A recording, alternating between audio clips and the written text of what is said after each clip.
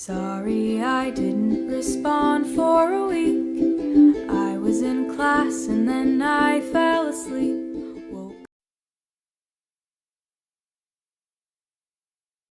Bismillahirrahmanirrahim.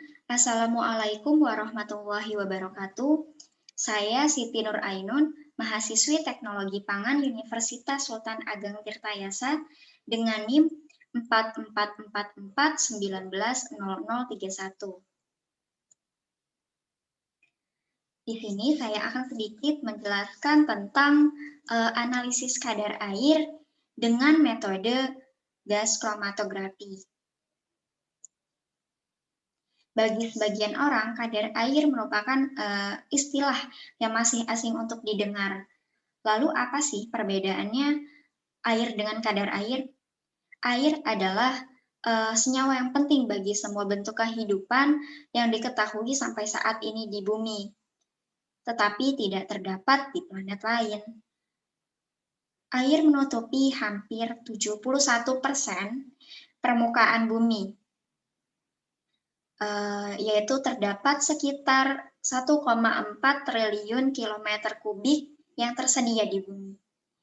Dan kadar air adalah banyaknya air yang terkandung dalam bahan yang dinyatakan dalam persen. Kadar air juga salah satu karakteristik yang sangat penting dalam bahan pangan. Kadar air dalam bahan pangan ikut menentukan kesegaran dan daya awet bahan pangan tersebut. Kadar air yang tinggi mengakibatkan mudahnya bakteri, kapang, dan hamir untuk berkembang biak, sehingga akan terjadi perubahan pada bahan pangan. Entah itu perubahan terhadap sifat fisiknya maupun sifat kimia bahan pangan. Kadar air merupakan salah satu sifat fisik dari bahan yang menunjukkan banyaknya air yang terkandung di dalam bahan. Kadar air biasanya dinyatakan dengan persentase berat air terhadap bahan basah atau dalam gram air untuk setiap 100 gram bahan yang disebut dengan kadar air basis basah. Sementara itu, berat bahan kering atau padatan adalah berat bahan setelah mengalami pemanasan beberapa waktu tertentu, sehingga beratnya tetap atau konstan. Kadar air suatu bahan menunjukkan banyaknya kandungan air persatuan bobot bahan yang dapat dinyatakan dalam persen berat basah atau disebut juga dengan wet basis atau kadar air berat kering, dry basis. Kadar air berat basah mempunyai batas maksimum teoritis sekitar 100%. Nah, sedangkan kadar air berat kering dapat lebih dari 100%. Kandungan air berat basah adalah perbandingan antara berat air yang ada di dalam bahan dengan total bahan. Nah, kadar air berat basah dapat ditentukan dengan persamaan kadar air basis basah sama dengan berat air dalam bahan dibagi berat air dalam bahan ditambah berat padatan dalam bahan atau berat bahan kering dikali dengan 100%. Kadar air berat kering dapat ditentukan dengan persamaan kadar air basis kering sama dengan berat air dalam bahan dibagi berat padatan dalam bahan atau berat bahan kering dikali 100%. Pada proses pengeringan air yang terkandung dalam bahan pangan tidak dapat seluruhnya untuk diuapkan. Meskipun demikian, hasil yang diperoleh tersebut tetap disebut juga sebagai berat basah kering. Gas kromatografi. Kromatografi adalah cara pemisahan campuran yang didasarkan atas perbedaan distribusi dari komponen campuran tersebut. Di antaranya ada 2 fase, yaitu fase diam, stationary, dan fase gerak atau mobile. Fase diam dapat berupa zat padat atau zat cair, sedangkan fase gerak dapat berupa zat cair atau gas. Kromatografi merupakan suatu istilah yang umum digunakan dalam berbagai teknik separasi berdasarkan pembagian atau distribusi sampel antara fase gerak mobile phase atau fase diam stationary phase. Fase gerak dapat berupa gas, kromatografi gas, cair, kromatografi cair, atau cairan SFC. Sedangkan fase diam itu dapat berupa cairan atau padatan. Nah, pada kromatografi gas, khususnya kromatografi cair gas, sampel diuapkan lalu diinjeksikan ke dalam kolom dengan gradien suhu tertentu. Sampel kemudian ditransfer melalui kolom dengan bantuan gas inert sebagai fase geraknya. Zat-zat volatil kemudian dipisahkan berdasarkan beberapa kriteria, yaitu termasuk titik didih, ukuran molekul, dan polaritasnya. Jenis-jenis analisis yang digunakan oleh gas kromatografi itu sangatlah luas. Nah, gas kromatografi ini telah digunakan sebagai instrumen untuk menganalisis asam lemak, trigliserida, kolesterol, dan jenis sterol lainnya, gas, pelarut, air, alkohol, dan gula sederhana, serta oligosakarida, asam-asam amino, dan peptida, vitamin, pestisida, herbisida, bahan tambahan pangan, antioksidan, obat-obatan, senyawa flavor, dan masih banyak lagi. Gas kromatografi ini cocok digunakan untuk sampel yang bersifat stabil panas, serta yang mengandung zat-zat volatil. Untuk zat-zat seperti gula, oligosakarida, asam amino, peptida, atau vitamin itu lebih cocok dianalisis dengan teknik high performance liquid chromatography atau dengan SFC. Nah, gas kromatografi ini memiliki prinsip, yaitu prinsipnya pemisahan campuran dalam jumlah mikrogram dengan melewatkan sampel yang diuapkan dalam aliran gas melalui kolom yang mengandung fase cair atau padat stasioner. Komponen bergerak dengan laju yang berbeda karena perbedaan titik didih, kelarutan, atau adsorpsi. Nah, kenapa sih kok dinamakan dengan gas kromatografi? Dinamakan gas kromatografi karena fase gerak yang digunakan adalah gas, terdiri dari kromatografi gas cair, GLC, atau kromatografi gas padat, GSC. Untuk kromatografi gas cair, itu fase diamnya adalah cairan dengan titik didih tinggi. Untuk kromatografi gas padat, fase diamnya adalah padatan. Nah, sampel itu harus volatil dan stabil secara termal. Dimasukkan ke dalam aliran gas melalui port injeksi dengan terletak di bagian atas kolom.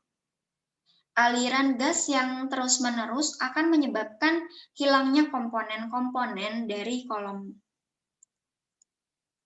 Nah, ini merupakan gambaran dari skema gas kromatografi dan gambaran dari jenis kolom kromatografi gas.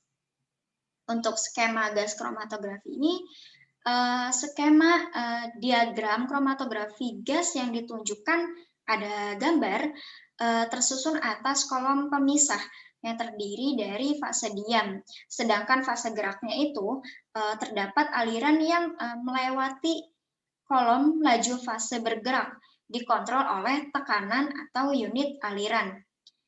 Detektor merupakan instrumen yang mampu menghasilkan kromatogram yang ditunjukkan oleh gambar ini.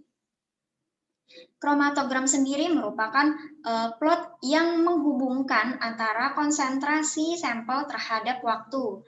Masing-masing puncak kromatografi itu menunjukkan suatu senyawa kimia yang dipisahkan oleh waktu dan jarak. Nah, apa sih kolom itu?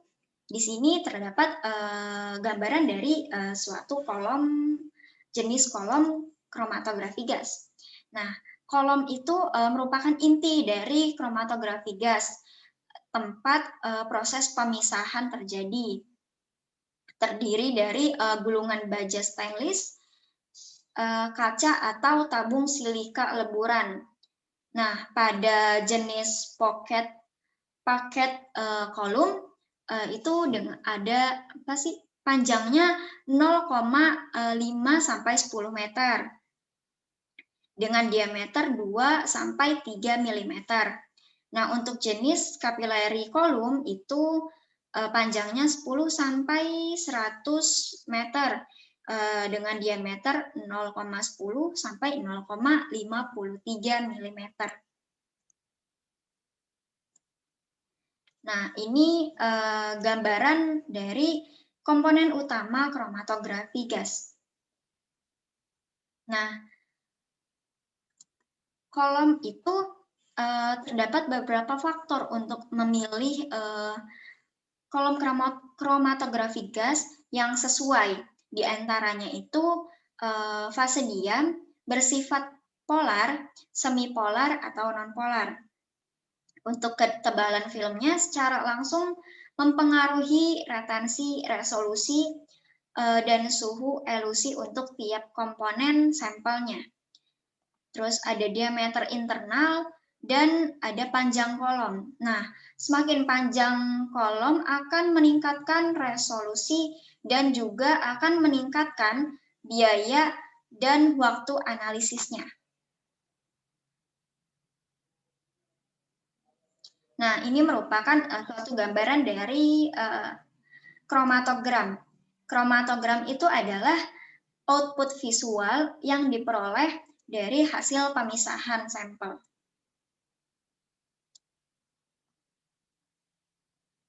Nah, di sini ada beberapa jenis mesin dari kromatografi gas.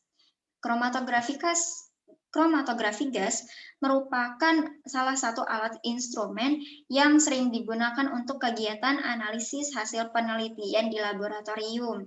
Nah, oleh karena itu untuk menunjang kebutuhan analisis itu terdapat beberapa jenis kromatografi gas.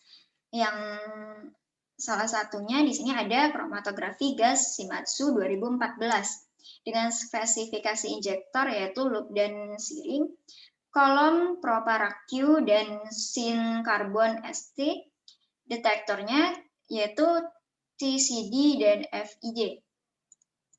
Selanjutnya ada kromatografi gas Shimadzu 8E FID dengan spesifikasi injektor loop dan searing, kolomnya Proparaq, detektornya itu ada FID. Dan untuk kromatografi gas Shimadzu 8E TCD, spesifikasinya itu injektor, loop, dan searing, kolomnya sin karbon ST, detektor TCD. Nah, yang terakhir ada kromatografi gas Bruker Scission 456, spesifikasinya injektor searing dengan auto sampler, kolomnya BR1 100% dimetil polisiloxane dan detektornya itu TCD. Metode gas kromatografi ini memiliki kelebihan dan kekurangan. Kelebihannya itu adalah diantaranya kita dapat menggunakan kolom lebih panjang untuk menghasilkan efisiensi pemisahan yang tinggi. Gas dan uap mempunyai viskositas yang rendah. Demikian juga kesetimbangan partisi antara gas dan cairan berlangsung secara cepat, sehingga analisis relatif cepat dan sensitivitasnya itu tinggi. Fase gas itu dibandingkan sebagai besar fase cair tidak bersifat reaktif terhadap fase diam dan zat-zat terlarut. Selain itu, keuntungan menggunakan kromatografi gas adalah analisanya itu cepat, resolusinya baik, bahkan komponen dengan titik didih berdekatan mampu dipisahkan. Tapi di mana pemisahan dengan destilasi biasa itu tidak dapat dilakukan. Selanjutnya ada kekurangan dari gas kromatografi. Metode gas kromatografi yaitu sampel harus volatil dan stabil secara termal pada temperatur di bawah suhu 400 derajat Celcius. Detektor yang paling umum digunakan adalah tidak selektif. Data retensi yang tersedia tidak selalu dapat digunakan untuk analisis kualitatif. Nah, di sini ada contoh tentang analisis kadar air yang menggunakan metode gas kromatografi. Penelitian ini saya ambil dari jurnal Doni Hermanto, Ayu Sri Andayani, Ruru Honiar, Linda Marta, Sofiana, dan Nurul Ismilaili tahun 2020 dengan judul Penentuan Kandungan Etanol dalam Makanan dan Minuman Fermentasi Tradisional menggunakan metode gas kromatografi. Di sini ada alat dan bahan yaitu etanol absolut 99% digunakan sebagai materi pembanding sampel target dengan analit etanol. Ada N-butanol 0,5% digunakan sebagai standar internal untuk memastikan bahwa tidak ada gangguan dengan puncak etanol yang pada pengukuran metode gas kromatografi. Ada kertas saring Wortmann nomor 1, sampel adalah makanan dan minuman tradisional Lombok hasil fermentasi, yaitu poteng Ambon atau tape singkong dan poteng jaje tujak, tape beras ketan, dan minuman fermentasi dengan lama pemeraman 24 jam seperti tuak atau fermentasi air nira dan kayu bakar dan brem, air hasil fermentasi beras ketan dan kayu bakar. Gas kromatografi dilengkapi dengan oven yang mampu beroperasi secara isotermal pada suhu 115 derajat Celcius. Autosampler gas kromatografi untuk menyuntikkan 0,5 sampai 1 mikroliter sampel cairan atau jarum suntik dengan perpindahan positif 10 mikroliter. Peralatan lain yaitu autodiluter yang mampu diencerkan sekitar 0,1%, bak air dengan kontrol hingga 0,5 derajat Celcius, termometer akurat hingga 0,1 derajat Celcius, kolom kromatografi RTX min 5 ms dengan 5% divinil per 95% dimetil polisiloksan semipolar dengan panjang 30 meter dan diameter 0,25 mm. Selanjutnya yaitu preparasi sampel. Sampel tuak dan brem yang berupa cairan dipreparasi dengan menyesuaikan suhu sampel hingga 20 derajat Celcius. Sedangkan sampel padatan yaitu poteng Ambon dan poteng jeju tujak ditimbang sebanyak 25 gram. Dihaluskan dan ditambahkan 25 ml aquades. Campuran kemudian disaring sehingga diperoleh filtrat. Filtrat disesuaikan suhunya hingga 20 derajat Celcius. Nah, masing-masing sampel sebanyak 25 ml disaring ke dalam tabung berbentuk kerucut. Corong saringan ditutup dengan penutup kaca untuk mencegah hilangnya etanol. Tempatkan labu di bak ultrasonik dan soniket untuk menghilangkan karbon dioksida yang tersisa.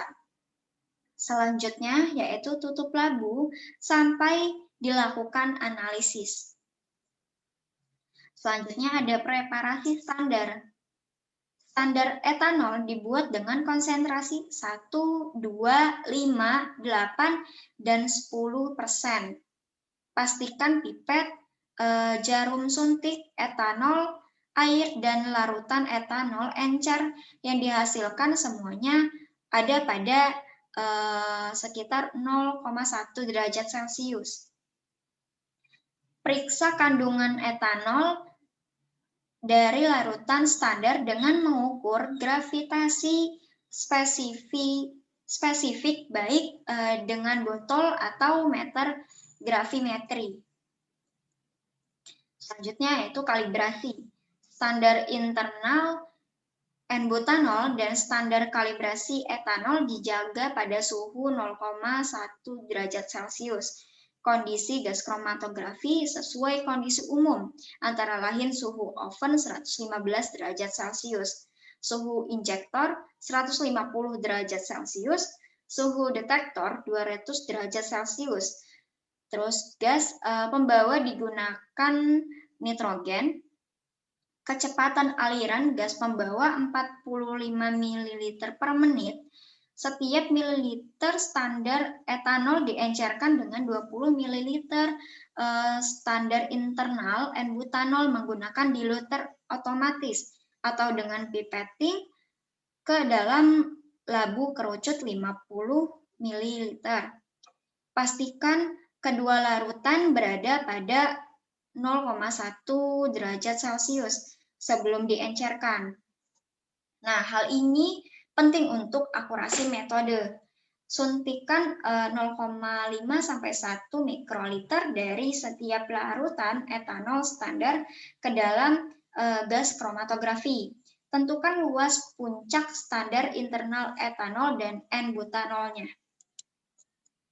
Selanjutnya itu penentuan alkohol dalam sampel dan perhitungan. Penentuan alkohol dalam sampel dengan metode gas kromatografi, filtrat sampel dijaga pada suhu 0,1 derajat Celcius. Larutkan 2 ml sampel dengan 20 ml N-butanol standar internal. Suntikan 0,5 sampai 1 mikroliter dari setiap larutan etanol standar dengan ke dalam gas kromatografi. Perlakuan yang sama juga dilakukan pada larutan sampel dalam N-butanol. Luas puncak standar internal etanol dan N-butanol dihitung. Nah, plot grafik dari luas puncak etanol, luas puncak standar internal terdapat konsentrasi etanol persen. Setelah dikoreksi untuk kemurnian dari hasil yang diperoleh untuk masing-masing standar kalibrasi.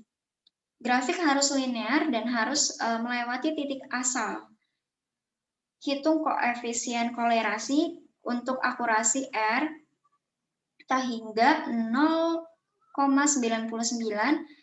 dan hingga gradien untuk memberikan faktor adalah perbandingan konsentrasi etanol dengan luas puncak etanol atau luas puncak standar internal.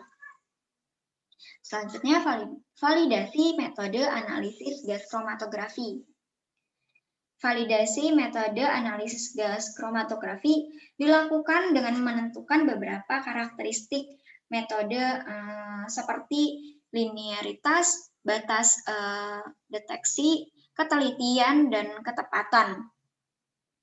Uji linearitas dilakukan dengan mengukur rasio luas area etanol terhadap N-butanol pada suatu seri larutan standar etanol dengan konsentrasi 1, 2, 5, 8, dan 10%. Masing-masing larutan sebanyak 0,5 sampai 1 ml mikroliter diinjeksikan ke dalam gas kromatografi dan dilakukan penentuan luas puncak etanol dan N-butanol. Masing-masing dilakukan 3 kali pengulangan. Didapatkan suatu garis lurus dengan persamaan Y sama dengan AX plus B dengan R 0,99 agar memenuhi parameter simpangan baku dan koefisien variasi dan ketetapan, tergantung pada besarnya penyimpanan data dari nilai rata-rata dengan nilai sebenarnya. Nah, terima kasih atas perhatiannya. Mohon maaf jika masih banyak kesalahan karena saya juga masih dalam tahap pembelajaran. Wassalamualaikum warahmatullahi wabarakatuh. Sampai bertemu kembali.